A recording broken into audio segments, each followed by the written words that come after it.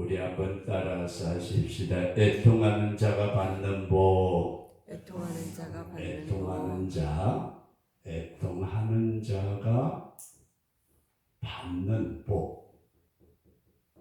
오늘 이런 말씀을 상고하시면서 저와 여러분들이 꼭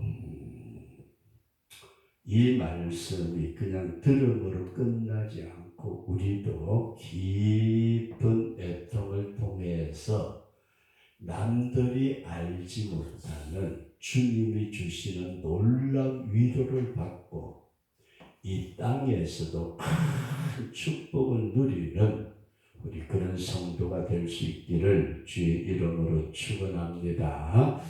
우리 마태복음 5장에서 예수님께서 산에서 8가지의 복을 말씀을 하셨는데 그 복의 첫 번째가 심령이 가난한 자에 대한 말씀을 지난번에 드렸습니다. 심령이 세상에 물질이 없어서 가난한 것도 아니고 지식이나 명예가 적어서 가난한 것이 아니라 그 마음이 가난한 자, 그런 말씀을 드렸는데 이 심령이 가난한 자는 특징이 하나가 있습니다. 그 특징은 뭐냐면은 아무리 적은 것이든 아무리 많은 것이든 내 것이 아니라는 것입니다. 그래서 우리가 이걸 꼭 생각을 하시되 세상에 많고 적음을 떠나서 모든 것의 주인은 하나님이시고 나는 하나님의 것을 관리하는 청직이다. 이 사람이 진정으로 가난한 사람이다. 그런 말씀입니다. 내 것을 찾는 사람들, 내 것 챙기려는 사람들. 모르겠어요. 어저께인가 우리 동네에 어버이 효도 잔치를 하면서 저도 많이 갖다 먹었어요. 국대를 차려놓은 거 엄청 갖다 먹었는데 먹은 것까지는 괜찮은데 두 종류를 봤어요. 두 종류. 첫 번째 종류는 먹고 남은 것 가운데 고기뼈라든지 이런 것을 자기가 기르는 짐승에게 주겠다고 가지고 간 사람을 봤어요. 먹고서 남은 이를 버리나 저를 버리나 버리는 것인데 그걸 짐승을 생각하고 가지고 가는구나. 근데 두 번째 사람은 조금 고약합니다. 그냥 잡든 그냥 가지고 가려고 하는 그런 모습을 보면서 우리는 사람이라면 누구나 다 욕심을 가지고 있는데 특별히 심령이 가난한 자는 많이 가진 것 같아도 이건 내가 주인이 아니고 하나님이 주인이시고 나는 관리자다. 관리자.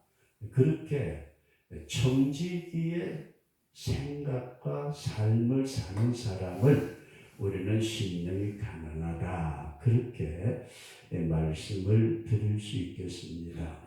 그리고 세상의 모든 것은 다 주님의 손 안에 있다. 주권이 하나님에게 있다. 주권.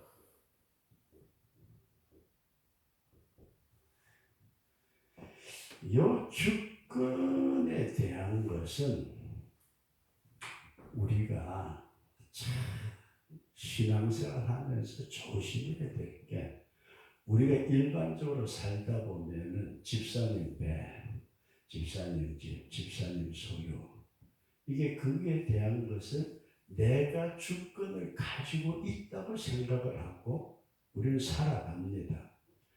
그걸 믿는 사람이든 믿지 않는 사람이든 당연하게 생각을 합니다. 그래서 그 주권의 모든 것을 걸고서 사는 사람들이 많잖아요. 이게 이제 그 주권을 나에게 위임받은 청지기로서 나는 하나님의 주권에 따라서 관리하는 사람이다. 그럴 때에 욥이 우리가 성경에 나타난 욥이 말씀하신 것처럼 주신 분도 하나님이시고 가져가신 분도 하나님이시니 그 모든 주신 주권도 하나님에게 있고 거두어가신 주권도 하나님에게 있다. 욥을 분명하게 내가 지금 내 것이라고 생각하고 소유하고 관리하는 것 같지만은 내 위에 전체의 주권을 가지신 분이 하나님이시다. 욥을 분명하게 인식하고 인정하고 하나님께 영광을 돌리는 자가 심령이 가난한 자다. 그 다음에 세 번째로 우리는 완전한 복종을 하는 자가 가난한 자다. 그렇게 말씀을 드렸습니다. 인간이라면 누구나가 다 인격이라는 걸 가지고 있어요. 사람은 인격이 있어요. 아무리 잘나고 못나고 뭐 배우고 못 배우고 이게 문제가 아니고 그 인격을 우리는 지정의라고 표현을 해요. 자신의 뜻과 의지와 감정. 그런데 이 지정의의 나의 모든 인격을 상대방에게 짓밟힐 때는 진짜 기분 나쁘죠. 그죠? 내 의견이 어디에 모임에서 내놨는데 아니 사양하는 사람이 들은 척도 안 하고 싹 무시해버리면 기분 되게 나쁘죠. 근데 내 어떤 감정이 있는데 그걸 완전히 무시해버리는 부인의 감정도 있어요. 그죠? 남편의 감정도 있고 완전히 무시해버려요. 그런데 우리는 세상 사람들 앞에서 자신의 지정의를 내세우는 것은 저는 잘 모르겠고 누구 앞에서요? 하나님 앞에 나의 지정의를 완전히 내려놓는 것을 복종이라고 그런다. 이 순종하고는 조금 개념이 달라요. 깊이 생각하셔야 될 것은 순종은 해야지. 부모님이 나를 사랑하고 어버이날이니까 부모님께 효도를 해야지. 그렇게 생각하지만은 부모님이 뭐라고 하는데 내가 생각해 볼 때 늙은이들이 뭘 그렇게 요즘 세대는 어느 세대인데 이건 자기의 주장이 내세울 때는 복종이 아니고 순종이에요.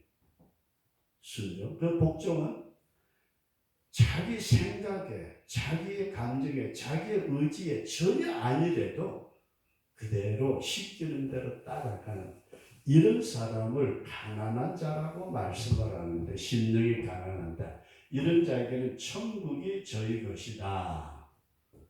물론 믿음으로 우리가 구원받은 백성들이 이렇게 사는 것을 가난한 것이다. 그렇게 말씀을 드렸습니다. 그런데 오늘은 이 애통, 이게 솔직하게 별로 애통스럽다는 건 좋은 감정은 아니에요.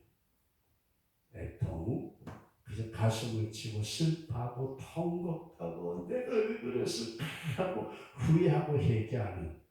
근데 애통에 대해서 말씀을 드리고자 하는데 제가 지난번에 그 사다리에 대한 그림을 말씀을 드리면서 제일 밑에 심령이 가난한 자, 애통하는 자, 의에 줄이고 몽환이 작자 그래가지고 천국 마지막까지 다 내려가서 8번째도 천국. 그래서 천국으로 시작해서 천국으로 끝나는 것이 복이다.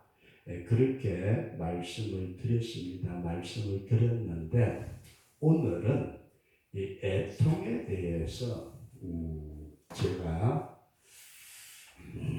아는 범위 안에서 최대한으로 말씀을 드리고 우리 집사님이나 권사님 성도들에게 꼭 말씀드리고 싶은 것은 내가 무엇 때문에 애통을 할까? 부모가 돌아가셨다. 형제 자매가 돌아가셨다. 물론 애통할 일이고 살아도 어떡하다가 태풍 때문에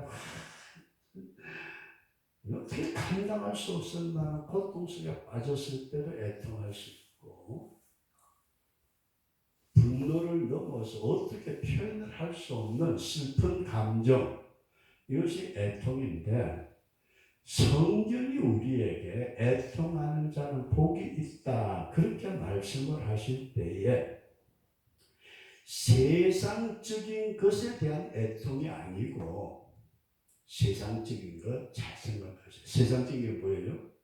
부모님 돌아가셨다. 애통해야죠. 근데 그런 애통을 말씀하는 것이 아니고, 하나님 앞에서의 애통은 죄에 대한 깊은 애통이다. 이 문제를 딱 먼저 우리가 이해할 수 있기를 바랍니다. 애통, 세상적인 것, 세상적, 이것은 아니고 하나님 앞에서 죄악했던 죄의 문제, 이것에 대한 애통인데, 그러면은 첫 번째가 둘째를 걸고 넘어가고, 둘째가 셋째를 걸고 넘어가고, 이렇게 8개가 다 걸고 넘어가게 돼 있는데, 그러면은 첫 번째 부분에서 우리가 뭐예요? 애통, 가난에 대해서 우리가 가난해지지 못한 부분에 대한 애통이 있어야 된다. 이걸 잘 생각을 하셔야 돼요. 우리가 애통하는 자는 복이 있나니 저희가 위로를 받을 것이며, 위로도 인간의 위로가 아니고 하나님이 주시는 위로가 있는데, 그거는 세상이 뒤집어져도 나는 평화스러운 위로, 주님의 위로는. 그런데 이 애통이 뭐에 대한 애통이냐? 죄 문제인데, 죄 문제가 어디서 나와요? 여기서 나온다. 여러분 잘 보세요. 내가 청지기의 사명을 감당하지 못해서 주인의 것을 내가 내 마음대로 도둑질했다? 애통해야 되죠, 그죠? 여기 말씀, 이게 잘 생각을 하셔야 될 게, 내가 아이고 주인을 건넸으니까 애통, 그것도 애통할 일은 해요. 근데 꼭 제가 말씀을 드렸던 게 뭐냐면, 사다리가 첫 번째 있고 두 번째 있고 세 번째 착착착착 있듯이 첫 번째가 둘째 번으로 걸고 넘어가면서 말씀을, 성경을 이렇게 보신다면은 아마 대단히 잘 보는 거다, 그렇게 스스로 위로받아도 틀림없어요. 그만큼 내가 주인 노릇했었는데 그러다 보니까 이게 잘못되니까 주님 앞에 어떻게 하라고요? 애통하고, 하나님의 주권을 무시하고 내 뜻대로, 그걸 어떻게 하냐면 애통하라고. 내가 복종했는데 그때 복종하지 않았으니까 주님 앞에 애통하라는 거지. 11조 때 먹었습니다. 그것도 하나님의 주권이나 하나님의 것을 도둑질한 거니까 여기에 포함될 거예요, 그죠? 성경 말씀에 10분의 1은 내 것이라 말씀하셨는데, 네가 왜 떼먹어? 너 하나님 말씀에 복종 안 했잖아. 애통해야 될 거고. 그래서 이 애통의 문제를 우리가 이렇게 얘기를 하면서 제가 두 분의 얘기를 하고 시간 많은 대로 말씀을 좀 드려볼게요. 대구에 가면은 서현교회라고 있대요. 대구에 지금도 그 교회가 있대요. 그런데 교회 밑바닥 1층에 교회 본당이 이제 2층인가 3층인가 뭐 좀 모르겠어요. 가보긴 했는데 기억도 안 나네요. 오래전에. 근데 우리는 여기 한 3, 40평 되죠, 그죠? 그 교회는 1층 밑바닥만 600평이래요. 그럼 조금 크죠, 그죠? 우리 교회보다 조금 커요. 우리 세정교회보다 뭐 별볼일 없는 조금 큰데, 거기에 정규민 장로님이 계셨대요. 정규민 장로님. 이 양반이 뭘 했느냐면, 한약사, 요즘도 그러지만 옛날에 썰어가지고 첩으로 만들어가지고 한 재 두 재에서 파는 거 있잖아요. 그 장사라는데, 처음에 집사 때 이 양반이 집사 때 서현교회를 나가는데 요 장로님이 나중에 장로 되셨던 분인데 박정희 대통령하고 동기동창 친구래요. 야 정이야 그렇게 막 컸던 거 봐요. 그래서 박정희 대통령 되고 청와대 들어가 계실 때도 정기분 장로가 연락하나 올라와 그러면 청와대까지 가서 전도를 하신 분이래요. 근데 이분이 젊을 때에 주의를 범한 거예요. 주의, 성수주의 그래야 되는데 주의를 빠지고 집사님 바쁠 때는 빠질 수도 있죠, 그죠? 주의를 빠지고 그랬는데 담임 목사님이 보니까 이 젊은 집사가 주의도 안 지키고 그래서 불러서 야단을 쳤대요. 장집사! 주의를 안 지키면 돼? 야단을 어떻게 쳤는지 모르고 야단을 쳤더니 여 집사님 속에서 내가 그래도 좀 바빠가지고 못 갈 수도 있는 거지 목사가 그것도 이해도 못하고 반발이 생긴 거예요. 정기민 장로님이 집사 때 그래가지고 일부러 주일에 빠졌어. 빠지고 한 번은 주일날 낚시질을 갔대요. 이분 지금 돌아가셨어요. 돌아가서 낚시질을 갔는데 팔뚝만한 잉어를 잡았어요. 와, 그러면 그날따라 붕어도 그렇고 낚시가 얼마나 잘 되든지 이야 재밌다 그러면서 잡는 중에 엄청나게 큰 잉어를 잡아가지고 집에 와가지고 몸보신 할 거라고 가마솥에다가 잉어를 집어넣고 팍팍 끓이는데 이게 문제가 심각해졌어. 그 양반 아들이 거기 빠진 거예요. 어떻게 빠졌는지 그건 모르겠어요. 빠져가지고 아들이 죽어버린 거예요. 잉어 잡아가 주일날 잉어 잡아가지고 몸보신할 거라 그러다가 가마솥에 넣고 끓이는데 열고 닫고 할 때 애가 구경했는지 어쨌는지 모르지만 거기 빠져서 애가 죽었어요. 이 정규민 집사님이 완전히 이게 우리 식으로 헷가다 그냥 정신에가 내가 사람이 그렇게 지내는데 나중에 정신을 차리면서 자기 그것만 생각하면 얼마나 우려됐던지 주일 안 지키고 목사는 책망하는데 속으로 말 안 듣고 그렇게 나가다가 내가 내 자식은 내가 죽였다고 통곡을 하면서 해결을 하는데 근데 이분이 이제 여기 애통이에요. 애통할 때 하나님께서 그 집사님의 잘못을 용서해 주시면서 다시 성령의 은혜를 받아요. 진짜 은혜를 받아요. 얼마나 울었는지 도대체 알 수 없을 만큼 그렇게 울면서 지냈는데 하나님의 어느 날 은혜를 베풀어 성령을 받고 체험을 하면서 그러면서 은혜를 받고 위로를 받는데 그 다음에 중요한 게 이 양반이 한약을 파는데 대구 가면은 한약방 거리가 있대요. 저는 뭐 안 가봐서 모르는데 한약이 쫙 이쪽 양쪽으로 하고 여기도 무슨 한약방 여기도 한약방 그렇게 수타게 많은데 이 집사님이 하시는 한약방이 너무너무 잘 되는 거예요. 심지어는 재료가 없어요. 그런 얘기도 있어요.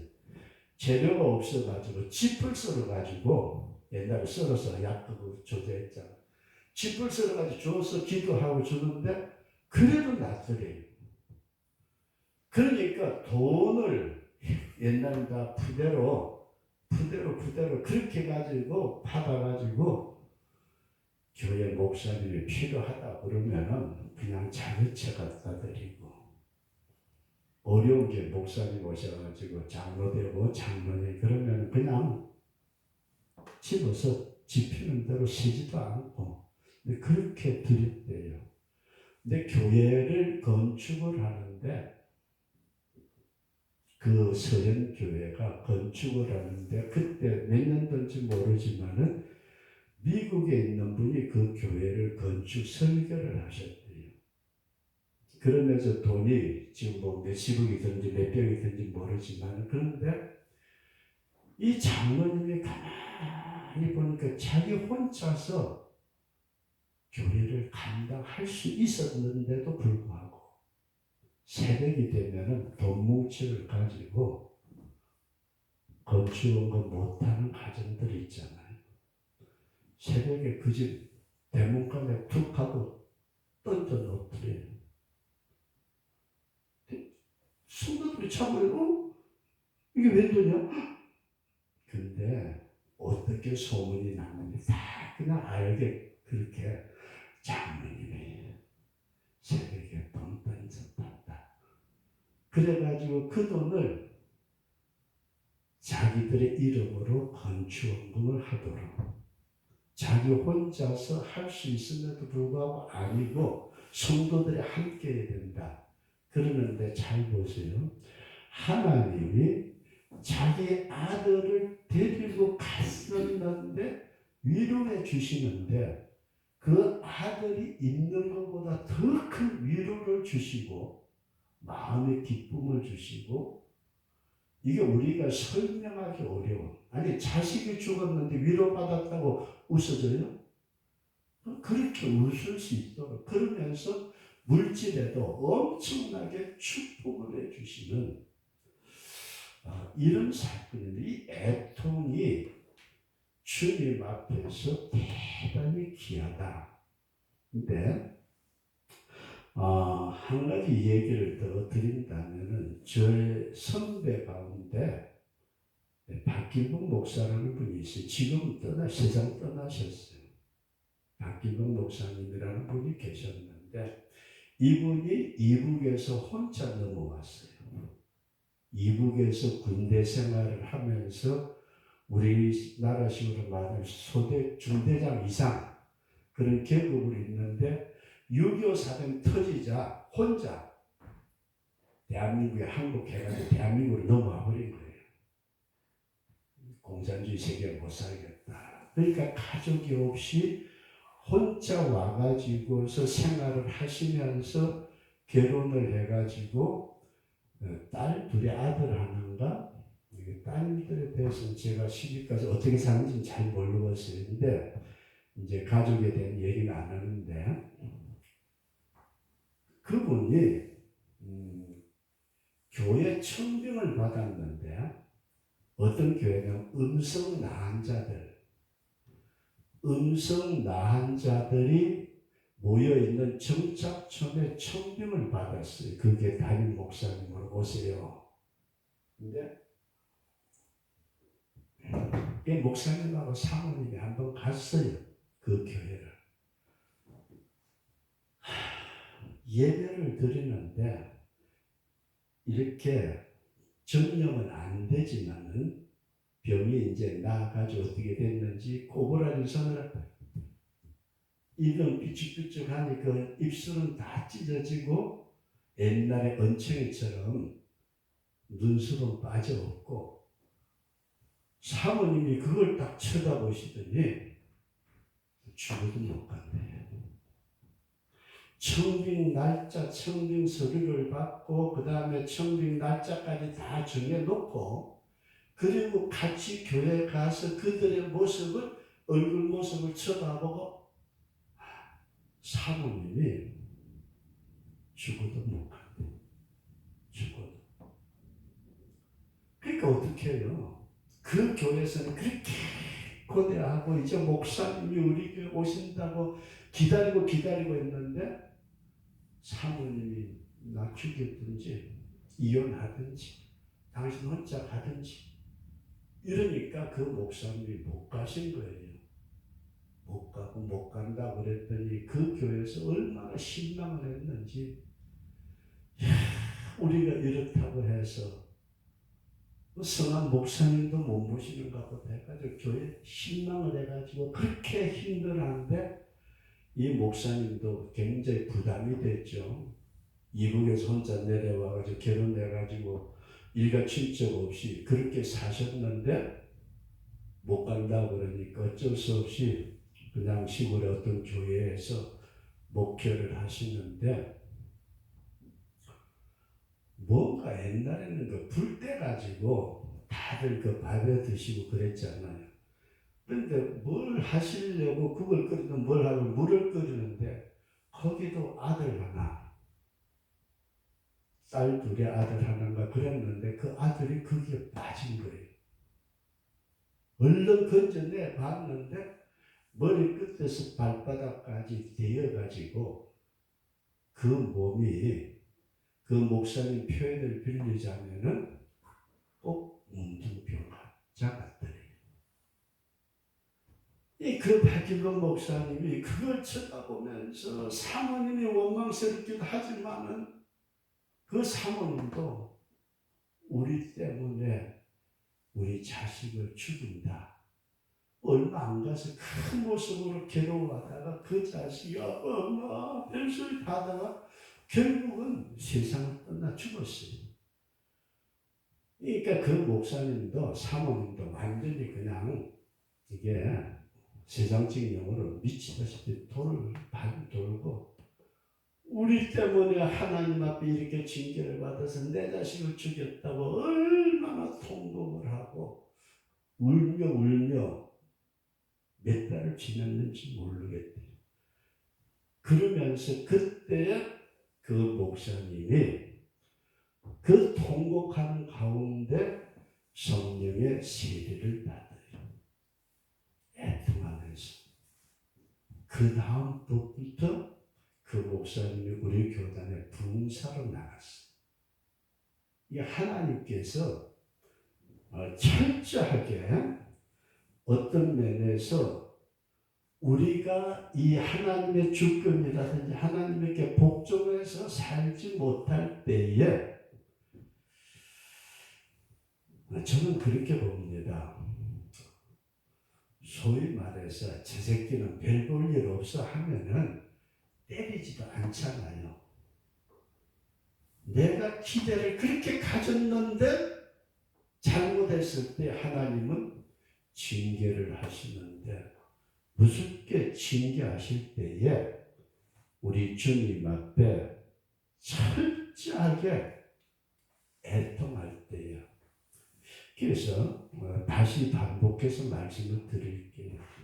첫 번째를 통과한 것 같지만은 우리가 제대로 통과 안 했을 때 두 번째 걸려요. 심령이 가난한 자는 천국이 저희 것입니다. 이번 주일에 제가 그런 말씀을 좀 드려보려고 지금 준비 중인데, 구원이 뭐예요? 우리는 죄에서 건진 받으면 구원 받았죠, 그죠? 그 다음 단계가 구원받은 백성이 그리스도의 영을 가지고 성장해 가면서 누구 닮아야 돼요? 예수님 형상 회복해야 되는, 이거를 창세기 2장에서 하나님이 인생을 창조하실 때에 하나님의 형상을 따라서 그 형상이 죄로 말미암아서 완전히 파괴되고 사탄의 형상을 가지고 인생을 살아가는데, 구원시켜 놓고 하는 꼬라지는 옛날 그 방식대로 아니고 하나님은 하나님의 형상을 우리 속에 이루기를 원하시는 거예요. 그래서 이렇게 하나님의 주권이라든지 하나님의 말씀이나 하나님의 모든 것에 철저하게 복종하면서 살아가는 것 같음에도 불구하고 때로는 우리가 잘못할 때에 하나님은 때리시기도 하시지만은 애통하기를 원하신다. 회개. 여기까지 이해되시면 나는 하나님이 우리를 철저하게 거기에서 회개하기를 원하신다. 그래서 우리가 알면서 반복하는 죄를 짓지 않도록. 이게 참 우리가 인간의 그 약점을 가진 인간이 알면서 잘못된 줄 알면서 반복하는 것 하나님이 그렇게 싫어하세요. 그리고 성경 구약 성경에서 보면은 어떤 사람이 자기도 모르게 죄를 짓고 난 뒤에 그 허물된 것이 나중에 생각이 나면은 하나님 앞에 회개하라고 말씀을 하고 있어요. 그렇게 우리는 이 회개라는 것이 철저하게 하게 될 때에 주님의 위로하심이 있다. 그렇다면 오늘 성도 여러분들과 제가 우리 자신들의 상태를 믿음 생활하는 중에 나의 영적인 상태를 내가 볼 수 있느냐, 이걸 우리가 깊이 한번 생각하시되 하나님은 철저히 회개하기를 원하시는데 우리가 믿음 생활 저와 여러분들 해 나가요. 천당 가기까지 우리는 예수 믿고 믿음으로 살아가야 되는데 그런 생활 중에 우리가 청지기로서 하나님의 주권을 인정하고 복종하는 자로서 산다는 말은 하지만은 이 영적 상태가 내가 지금 어떤 상태에서 가난한 심령으로 주님을 섬기고 있는지 이것을 볼 수 있는 능력이 우리에게는 솔직하게 좋습니다. 우리가 제가 목회자가 오래 하고 짧게 하고 그게 문제가 아니고 자신의 생각, 자신의 생활 방식, 주변의 상태 등 모든 것을 살피면서 인간은 우리의 조상 아담이 하와가 뱀에게 핑계대듯이 자기를 합리화시키고 우리 교회는 약하니까요. 우리는 몇 사람 안 되니까요. 나 인간은 마음의 원인도 육신이 약해가지고요. 그러면서 자신의 믿음 생활 가운데 애통하기보다는 그런 문제를 합리화시켜서 넘어가는 그와 같은 때가 얼마나 많은가. 우리가 이것을 깊이 생각하시면서 주님 앞에 내 자신의 모습을 볼 수 있도록 우리 한번 따라서 하십시다. 주여, 영의 눈을 열어 주시옵소서. 사람들이 영의 눈이 열려지면은 귀신이야 귀신. 우와, 저 사람 뭐가 잘못돼서 우와 천국이 보인다. 이것만 영의 눈이라고 생각하는데 아니고 오늘 우리는 우리 자신들의 모습을 내 자신의 영적인 꼬라지, 형태, 모습을 볼 수 있도록 주님 앞에 나의 눈을 열어 주옵소서. 이렇게 기도한다는 것이 얼마나 중요한지 모릅니다. 사람들은 자꾸 영의 사람, 저 사람 기도 많이 하니까 영의 사람.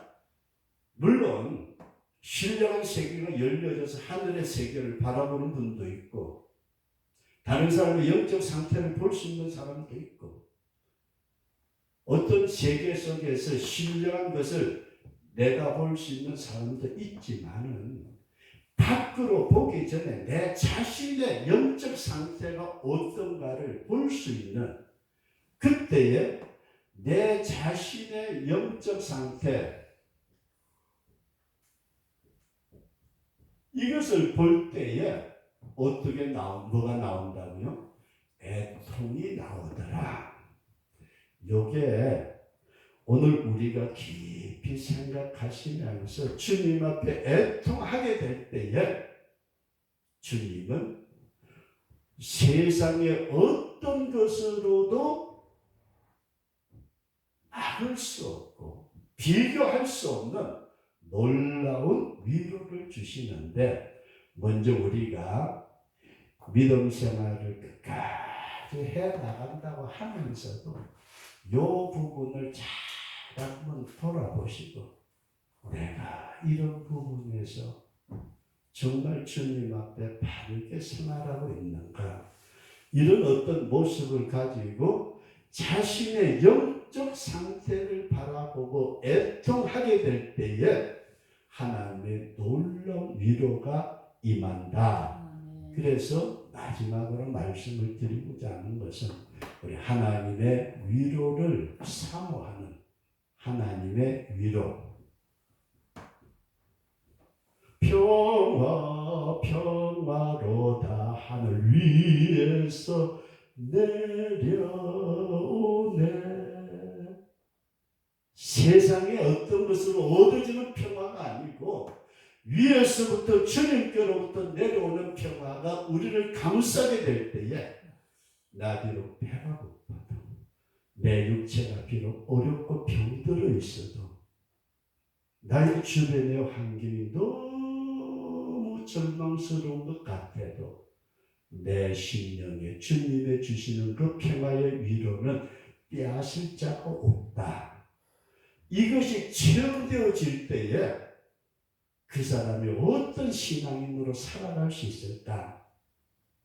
오늘 우리는 인간의 위로는 한계가 있지만은 잘 보세요. 집사님, 사람의 숫자가 적다 보면은 사람을 의지하고 이런 사람 있었으면 좋겠다. 신앙의 동력자 참 필요하죠. 그런데 하나님의 위로와 하나님이 함께 하심이 임할 때에는 다른 누구를 의지하지도 않아도 되는 놀라운 위로가 있더라. 이걸 우리가 깊이 생각하시면서 주님께서 우리를 위로해 주신 그 위로를 가지고 다른 사람을 위로해 줄 수 있는, 성경은 사도 바울 같은 분이 고린도 후서 1장이나 7장이나 데살로니가 후서 2장에 나타난 말씀을 보게 되면은 하나님께로부터 받은 위로를 가지고 다른 사람에게 그 위로를 전달해 줄 수 있는 이런 성도가 되고 이런 믿음의 사람이 된다. 그렇게 성경은 가르치고 있습니다. 그래서 오늘은 여러분들 이런 말씀을 드리려고 합니다. 애쓰마라 그러니까 죄를 안 지켰습니다. 11절을 내가 도둑질을 했습니다. 이것이 물론 주님 앞에 내 생활 가운데 애통해야 될 부분이 있지만 뭐에 걸린다고요? 첫 번째, 가난에 걸리더라. 여기 걸린 것은 내가 영적인 눈에서 내 자신을 쳐다보니까 지금까지 잘하는 줄 알았더니 내가 하나님의 주권을 어겼습니다. 이게 제대로 보여질 때에 애통이 나오고 그 애통의 깊이에 따라서 하나님이 주시는 위로가 넘치게 될 때에 세상이 알지 못하는 기쁨을 가지고 이제는 하나님의 위로로 다른 사람을 위로해 줄 수 있는 우리 그런 믿음의 사람으로 성장하도록.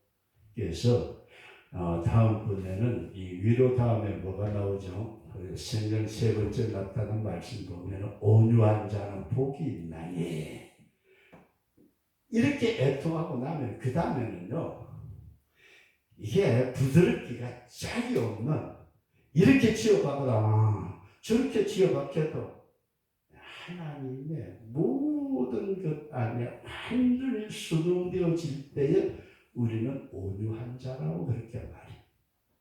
이렇게 단계를 우리가 한번 생각을 하시면서 오늘은 애통 잘 한번 생각하시고, 주님 나에게 내 꼬라지를 볼 수 있는 영적 눈을 열어서 나를 스스로 보게 해 주옵소서. 내가 주님 앞에 그것을 다 내려놓을 때에 세상에 어떤 것이 아니라 주님이 주신 위로가 내 마음에 넘치게 하시고 그 위로를 가지고 다른 사람의 영적 어려움을 위로해 줄 수 있는 우리가 되도록 애통하는 복을 받는 우리 그런 성도가 될 수 있기를 주의 이름으로 축원합니다.